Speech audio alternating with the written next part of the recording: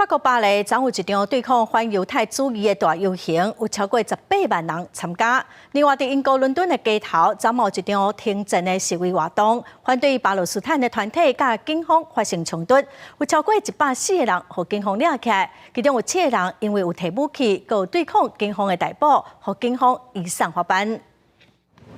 今仔日，阮的口号是全面打击反犹太主义。伫法国国民议会议长布劳恩皮维、参议院议长拉谢、总理伯纳、前总统欧兰德甲萨科齐，也有法国犹太机构理事会主席阿尔菲的带领，巴黎街路超过10万人参加游行，累计无统计有18.2万人上街路，其他城市也有超过7000人响应。Car nous pensons que la République, les valeurs dans lesquelles nous croyons, sont menacées.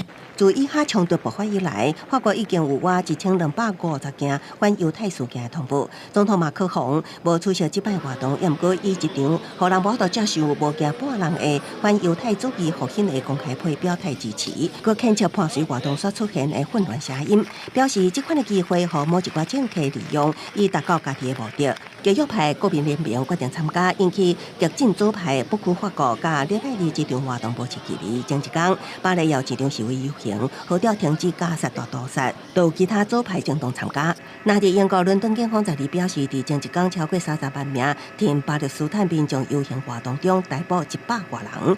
这场活动伫伦敦街路举行，要求以色列停火为主要诉求。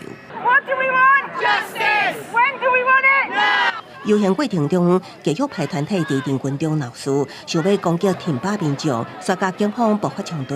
警方伫极右派人士身上敲出刀仔等攻击性的武器，少数人方起诉原因是涉嫌持刀、拒捕、啉酒闹事、甲攻击等。公司新闻吴连编译。